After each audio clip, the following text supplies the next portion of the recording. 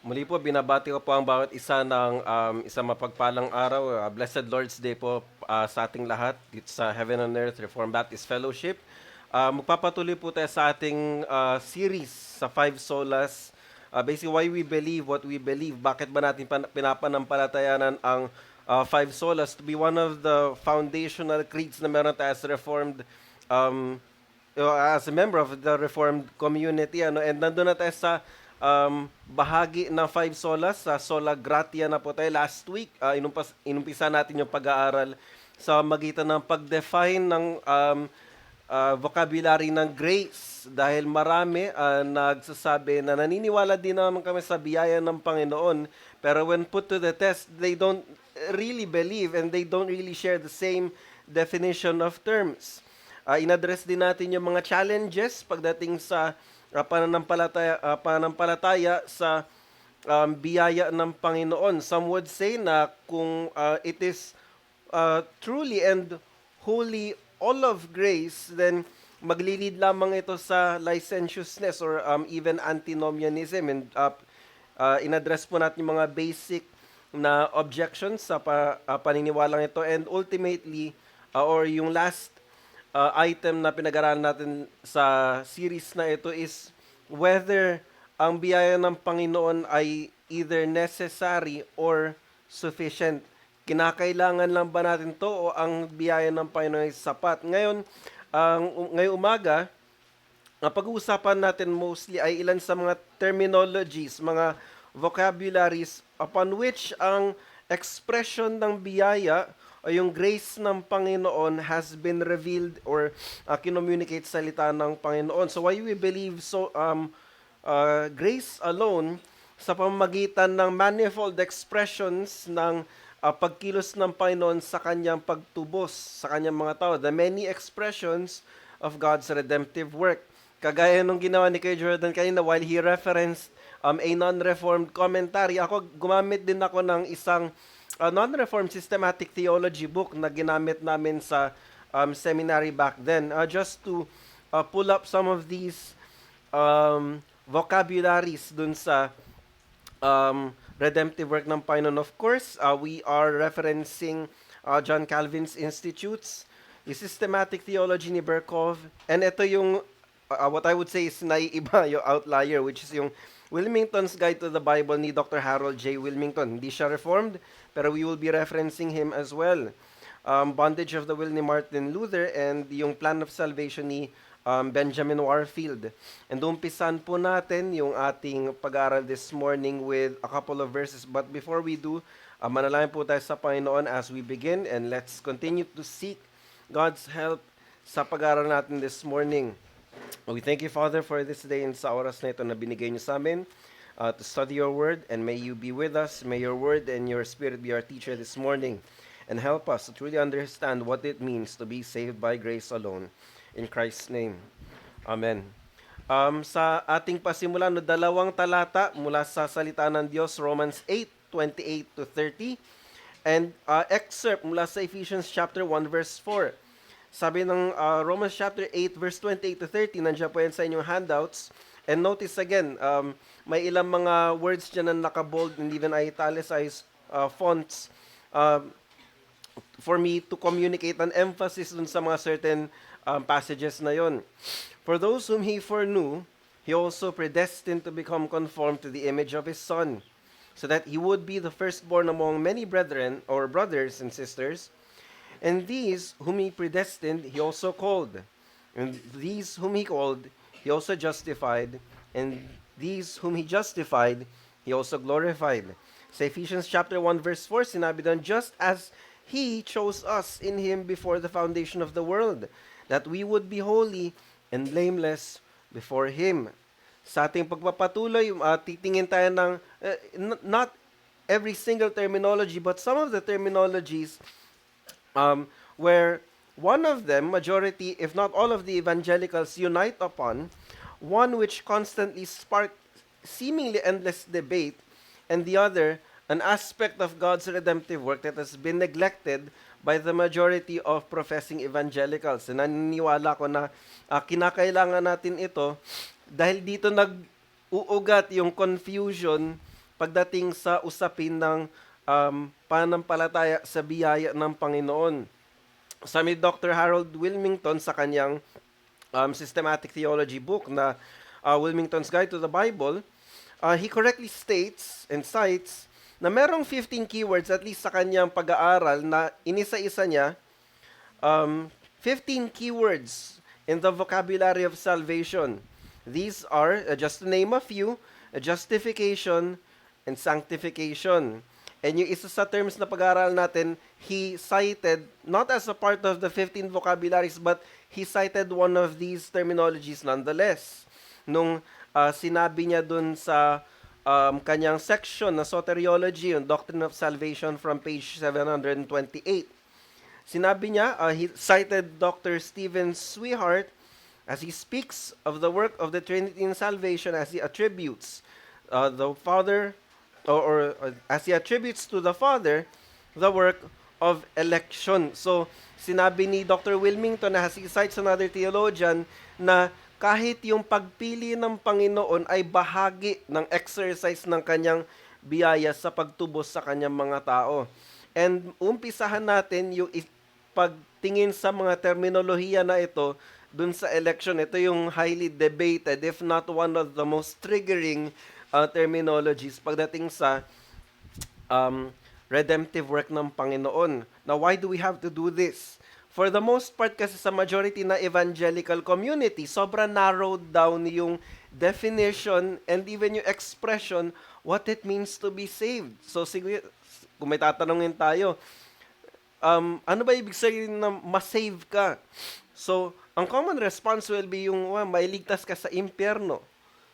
When in fact, there's more to be said patungkol sa saan tayo inililigtas ng Panginoon at paano ba tayo iniligtas. And we would even assert, inililigtas patuloy ng Panginoon. So una is yung biyaya ng Panginoon as present sa konsepto ng election, yung pagpili ng Panginoon.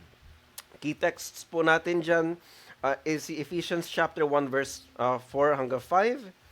2 Timothy chapter 1 hanggang 9, and of course, ibinasa natin kanina, yung Romans chapter 8 verse 29 to 30. So, pwede pong may isa na magbasa ng Ephesians chapter 1 verse 4 and 5. Saglit na volunteer lang po. Though we have already read it sa ating opening statement, kailangan ko lang po ng volunteer na magbabasa ng Ephesians 1, 4, and 5.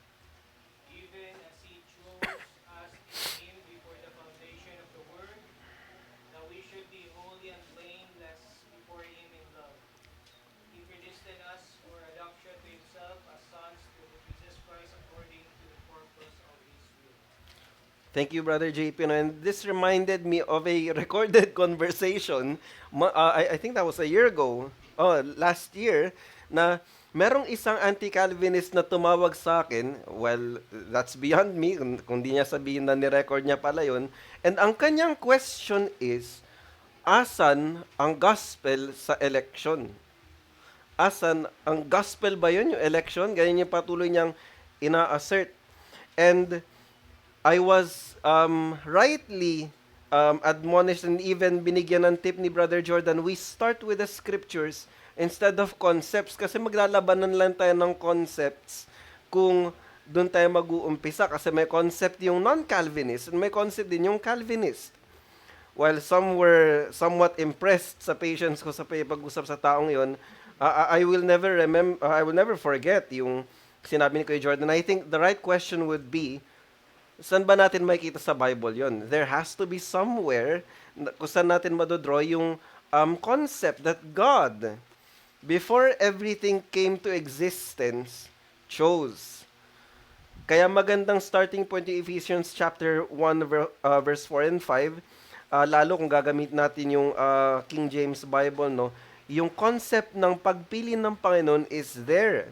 But the question is, and I think this is what really gets to the non-Calvinist mindset is, ano yung basehan ng pagpili ng Panginoon? Kasi para sa nila, ang dating ng election is arbitrary, parang basta-basta lang namili ang Panginoon. When clearly, Ephesians chapter 1, isa sa mga basis, if not the ultimate basis of God's choosing a people for himself to save is in Christ. And I would even go as far as to say na God did yung choosing for the purpose of glorifying himself. Kagaya na sinabi ng Revelation chapter 4 verse 11. 2 Timothy 1 verse 9 no sinabi na grace has been given before time began. Kaya andun yung mga texts of scripture that not only suggests but even directly, hindi lang implied, teaches that God chose before the foundation of the world. The doctrine of election demonstrates that salvation begins entirely in the sovereign grace of God before human history even begins. Scripture teaches that believers were chosen in Christ. So kaya hindi tayo dapat maging allergic sa konsepto ng pagpili ng panday. Hindi siya basta-basta natripan nila na piliin si kapatid na ganito at hindi yung mananampalataya na ganyan. So God chose in Christ before the foundation of the world. And later, expound natin yung succeeding phrase no na, so that they might be holy and blameless before Him. Sinabi dun sa 2 Timothy 1 verse 9, God saved us and called us, not because of our works, but because of His own purpose and grace given before the ages began. So dito natin makikita sa mga talatang ito, pinapahita na ang source ng ating kaligtasan ay hindi nakabase sa ating decision, no? Ito yung tinatawag na decisional regeneration or parang dahil ikaw yung nag-decide sa sarili mo, therefore naligtas ka. Because you knew better and you made the better choice to believe in the propositions of God's truth, therefore ikaw ay naligtas. That's not really the case. Hindi siya nakabase sa human decision or merit, but in God's eternal purpose of grace. Theologically, this means that grace precedes faith. Isa na naman pong controversial na statement which we will later on discuss as we go along, especially dun sa aspect ng faith alone. Ano po? And I'm looking forward to discussing yung aspect na yun. Grace precedes faith, obedience, and even existence itself. He did not become the gracious God when He decreed redemption of sin or the redemption of sinful man. From eternity to eternity, God is the gracious God. So sa madaling sabi, hindi naging mabiyaya ang Panginoon nun lamang na siya ay nagligtas ng mga tao. Before even God saved or even chose people to be saved, God already is gracious. There's not one point in time that God was never gracious. And Dr. Louis Berkov correctly articulated, election is the eternal act of God, whereby He sovereignly chooses certain individuals to be recipients of salvation, not on the basis of foreseen merit, but according to His gracious will. Isa na namang statement na kailangan nating i-define kasi majority, i-justify nila, oo, naniniwala ako sa eleksyon, nandiyan yung sa Bible eh. But we ask and we press the question, ano yung basehan ng pagpili ng Diyos? Some would argue, and ito yung common na justification nila na, ang Diyos ay tumingin sa tunnel ng time, no? From eternity past to the future, and nakita niya si Brother JP na mag-ascend sa truth propositions na Christ, by grace through faith, na si Kristo lamang ang daan. And dahil nakita ni God na mananampalataya si Kuya JP, yun yung basis kung bakit ko siya pipiliin. At dahil halimbawa hindi nanampalataya, hypothetically si Brother Popoy, di ko to ililigtas. So, ang problem there is that nagiging reactionary yung response o yung initiative ng Panginoon pagdating sa pagpili. And what would even suggest is it challenges yung omniscience ng Panginoon kasi it suggests that mayroon tayong na idadagdag sa knowledge ng Panginoon. No? Kaya importante na maintindihan natin that election not only is a divine initiative, but election is hindi rin basta-basta, hindi siya arbitrary. Hindi lang napagtripan ng Panginoon, di ko ito pipiliin ko. But God chose a people for Himself to be saved first in Christ and for the glory of His name. Sa kaparehong observation, sinabi ni Dr. B.B. Warfield sa kanya work na The Plan of Salvation na ang biblical doctrine of redemption begins with God's gracious purpose, establishing that salvation originates entirely in divine initiative.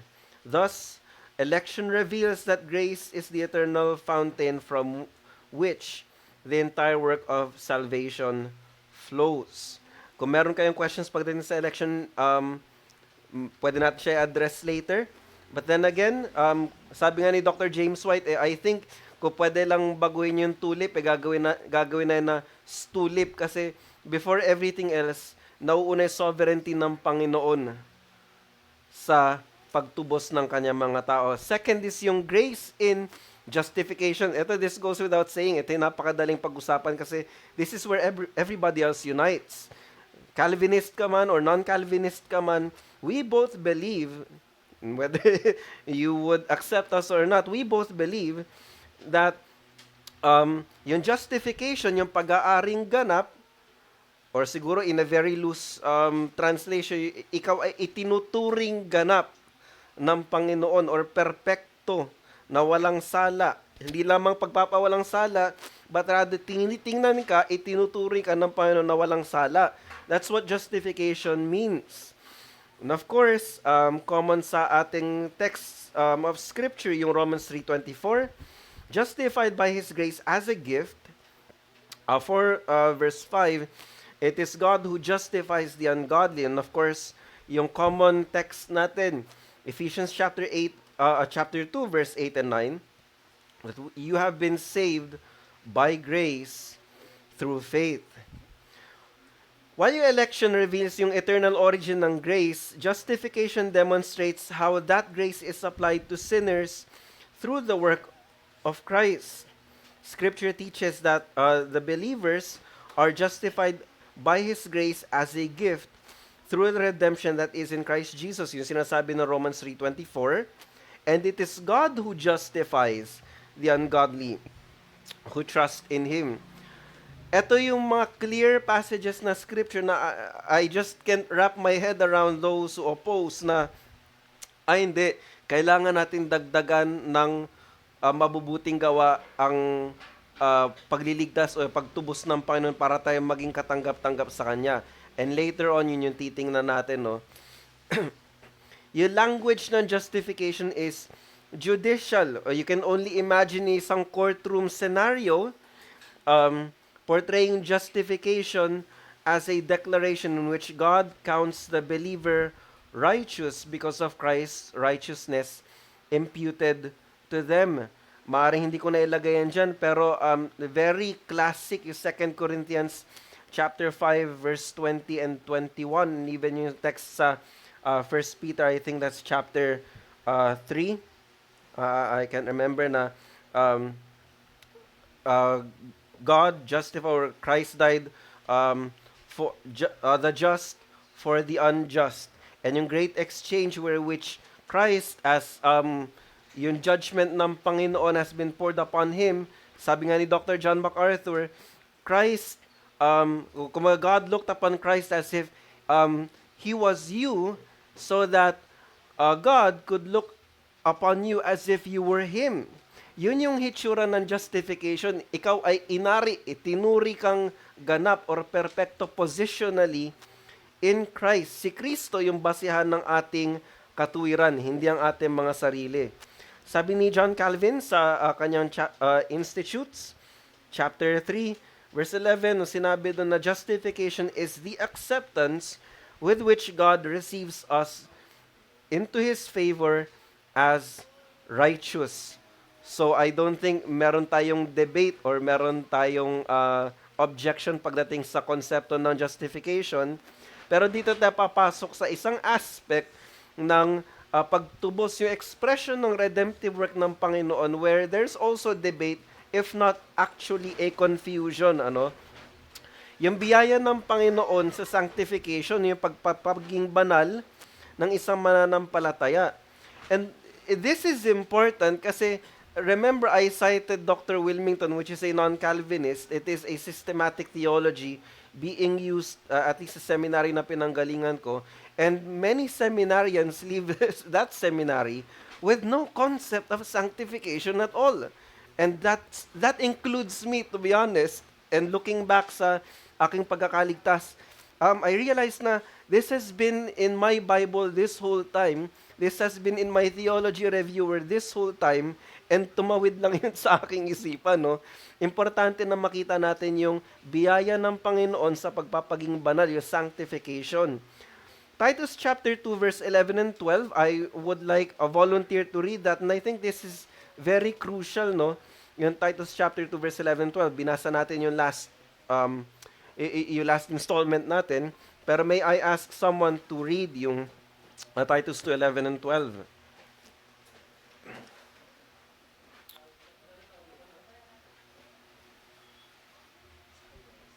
Volunteer or volunteer? Hindi, sige ako na lang. um, Titus chapter 2 verse 11 hanggang 12 na sinabi doon, I will be reading from the NKJV dahil ito yung nakapull up sa aking tablet. For the grace of God that brings salvation has appeared to all men, teaching us that denying ungodliness and worldly lust, we should live soberly, righteously, and godly in the present age. And honestly, I think yung other modern translations has done a much better job dun sa part na sinabi na the grace of God that brings salvation teaches us to deny ungodliness. That's what sanctification look like. Kaya sinasabi natin na nakaraan and we assert the reason why we can even say no to sin is because of God's grace in sanctification. Na po. Romans chapter 6 verse 14, sabi po doon, thank God for technology. Dahil kung siguro nung unang panahon talagang todo buklat pa tayo dito. Romans chapter 6 verse 14, nung sinabi doon, for sin shall not have dominion over you, for you are not under law, but under grace. Isa sa mga highly misinterpreted na texts, but what it really communicates, and magpipiggyback ako dun sa preaching ni Brother Jordan kanina, is that grace is even more powerful than our sinful tendencies. Ganon ka makapangyarihan ng biyaya ng Panginoon.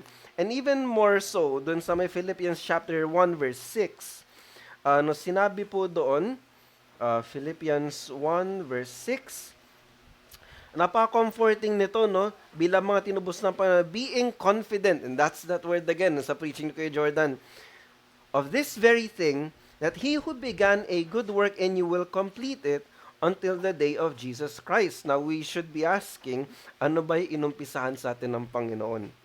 Ang inumpisahan sa atin ng Panginoon, well, first and foremost, in eternity past, is yung pagpili niya sa atin, and in time, when we were justified, God started that work of redemption in us, and hindi niya tayo iiwan na walang biyaya na tutulong sa atin for us to persevere and continue in holiness. Of course, mahuhulog tayo every now and then sa pagkakasala. Nonetheless, our comfort is, where sin abounds, grace abounds all the more. The grace that elects and justifies also continues its work in the believer's life through sanctification. Isa sa mga highly neglected, if not actually forgotten concepts sa majority na evangelicals. And the reason, that's one of the many reasons why, when confronted by the concept of obedience to Christ and His law, nagtutunog works-based salvation yung dating ng Reformed community sa mga modern evangelicals. Kasi hindi na pag-uusapan yung concept na sanctification. In fact, one of the things that really, kumbaga, naging pet peeve ko ito ever since having a base understanding of the gospel is this. Sa majority na evangelical churches, there is some kind of separation between the gospel message and the Christian message. Yung gospel message daw, pang-evangelistic meeting, pang-unbelieving. Tapos yung Christian message, ito para sa mga manampalataya, ito na yung mga moral oughts, dapat ganito tayo, dapat ganyan tayo. When in fact, the Christian message is the gospel message. Because it is the gospel of God's grace that reminds us na makapagpatuloy lang tayo sa ating pananampalataya sa pamamagitan ng kaparehong biyaya na yon. Again, tinignan natin yung kanina, yung sinabi ng Titus chapter 2, the grace of God training us to renounce ungodliness and worldly passions. Kino-communicate ng mga talatang ito na ang biyaya ng Panginoon is not merely pardon for sin, but power over sin. And I think ito yung kailangan mapaalalahanan, not just of the majority of the evangelicals, but even us as well. Na hindi lang tayo pinatawad ng Panginoon, pinawalang sala, inaring ganap, pero binigyan tayo ng kapangyarihan ng Panginoon to be victorious over sin itself. Kagaya na sinabi ni Kuya Jordan kanina sa kanyang preaching. Actively shaping the believer's life in holiness. Notice dun sa may Ephesians chapter 1 verse 4 yung binasa natin, He chose us. Election is a vocabulary of salvation. Salvation din yon, pero ibang expression lang. Before the foundation of the world, that we would be holy and blameless. Yung calling or yung electing to be holy and blameless, yung holy and blameless nun, yung purpose ng sanctification ng Panginoon. And that's also salvation. That's also redemption. Hindi lang ililigtas tayo ng Panginoon sa impyerno. And I think this is where the majority of the evangelical community fails to see and even understand. Calvin emphasizes this inseparable connection when he writes that Christ justifies no one whom he does not also sanctify. Dun sa chapter 3 verse 16. Sanctification therefore demonstrates that grace is both the foundation and the power of the Christian life, ensuring that God's salvation begins by grace, and He also continues and completes it through grace. So again, nag-umpisa sa pamamagitan ng biyaya, nagpapatuloy sa pamamagitan ng pananampalataya, and in the final consummation of God's redemptive work, kukumpletuhin at tatapusin sa pamamagitan ng biyaya. And I think yung article sa ESV Study Bible could not have communicated it even better, or I think it did a pretty good job of summarizing what the imagery of God's salvific plan looks like. Sabi doon, Christians experience salvation in this life in both a past and present sense. Christians have been saved from the penalty of sin. Eto siguro mag-agree tayo, kaligtasan sa impyerno. But we do not stop there. From the penalty of our sins, past. We are currently being saved from the power of sin, present. Which is again, kaya nga tayo merong kapangyarihan and even the will and the inclination to say no to sin and be grieved over our remaining sins. Because that same grace is present. And one day, we shall be saved from the very presence of sin. If not, well, of course, I don't think in my lifetime maabutin natin yung final consummation. Pero when that day comes, no more sin. Yun yung comfort natin.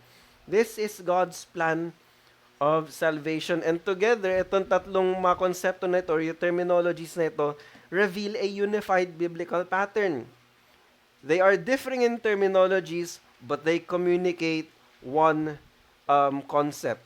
Salvation by God's grace.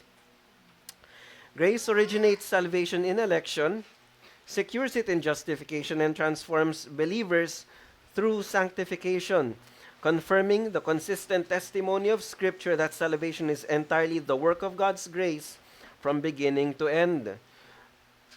Pagdating sa application, kanina nakikinig kay Brother Jordan, I think ninipis na lang itong application ko kasi most of the things that he said basically align sa gusto kong sabihin this morning. Understanding the difference between justification and sanctification should give comfort to the Christian that as he or she is justified, there is no longer a need for them to work to earn God's favor and rest in Christ's finished work. So, importante na kapag na-distinguish natin yung justification from sanctification, malalaman natin Kaya pala hindi ko na kailangang pagtrabahuhan pa ang aking kaligtasan kasi meron pala siyang categories. Pero hindi lang din na mabubuhay na lang ako sa kasalanan, knowing sanctification, kailangan ko lumakad sa pagsunod dahil inililigtas din ako ng Panginoon sa aking, ano ba yung disobedience sa Tagalog? Kawalan ng pagsunod? O, pagsuway. Thank you. So, hindi lamang tayo niligtas ng Panginoon sa penalty ng ating mga kasalanan, which is walang hanggang kaparusahan, pagkawalay sa presensya ng Panginoon, but rather, yung tendencies natin na magkasala, no? And I think this is where most of the confusion lies. And even, sadly, no, even sa Reformed community, this is functionally being mixed up. Bakit? Kasi sometimes, and we've seen this happen. Just because one community does some things better than the next one, nagkakaroon sila ng sense of self-righteousness or even, we are better than you. So, nangyayari while we profess salvation by grace through faith, functionally, we are living as if we are gaining more of God's favor because we're doing things much better than the next church or than the next fellowship or than the next community. Kaya dapat knowing tong dalawang bagay na ito, i-lead pa rin tayo ng lesson na ito na biyaya pa rin talaga ng Panginoon. The fact that we may be doing better than the next community is all by the grace of God. No room for boasting but in Christ. Ito pa, I've heard this I've heard this concept for as many times as I can remember. And sadly, nagiging lip service na lang yung concept ng sanctification or pagpapaging banal even amongst the Reformed community na ang invitation na lang ay napaka-shallow as far as magpakabanal tayo. What does that even look like, no?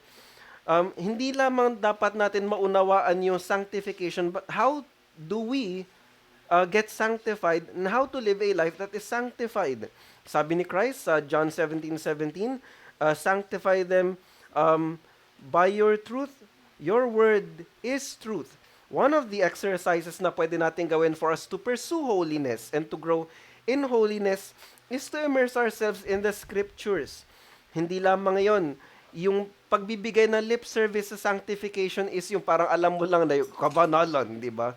Pero ang tingin mo pa rin sa trajectory ng history ng tao ng Panginoon is pababa na ganon. Hindi ba dapat parang while it is not a smooth sailing trip, it will be an upward trajectory. That's what holiness looks like. And if we believe that God's grace is more powerful than our sins, hindi nga ba dapat mas panampalataya natin, panghawakan natin, and maging confident tayo. Thank you, Kuya Jordan, sa word of the day. Maging confident tayo that things will get better as the years go by. Sa marital relations, sa seminary where I came from, pag may nag-anniversary, kinakanta na sweeter as the years go by.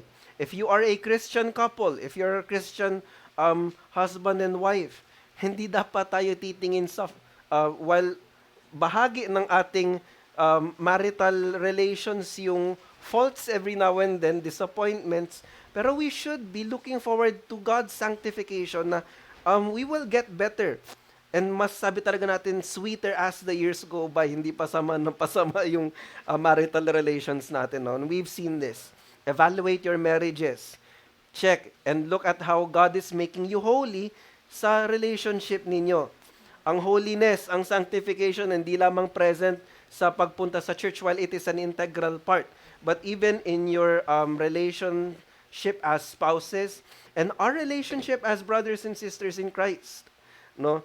That's how God works sanctification. And if the church is being sanctified, we believe, as post-millennialists, that even society will be sanctified by the gospel and by teaching them to obey all that Christ has commanded. Lastly, we are to take comfort in the doctrine of sanctification, that what God has started in us, in our justification, He will continue to perfect in our sanctification. Notice something, pagdating dun sa Hebrews chapter 12, verse 2, na sinabi na, looking unto Jesus, the author and the finisher of our faith. Sabi ng modern translations, the perfecter of our faith. I think you may have heard me say this before, pero um, no, God has begun a good work in us, and He will perfect that work in us. Nagfe-fail ba yung faith ninyo? Nag-fail ba yung faith natin? Isama ko na sarili ko, no? Nag-fail ba yung faith natin? Absolutely. Pero Christ, the author of that faith, will perfect that faith. Christ, the obedient Son, will perfect our obedience. Kaya kahit na mahulog tayo once in a while, let's look to Christ always and walk in the footsteps of Jesus Christ. So, yun yung expressions, yung manifold expressions ng redemptive work ng Panginoon, and maybe even yung timeline ng redemptive work ng Panginoon in eternity past, and yung ongoing present timeline or your phase. Now, open na po tayo for at least a few questions, and then, or maybe even reflections. Brother JP.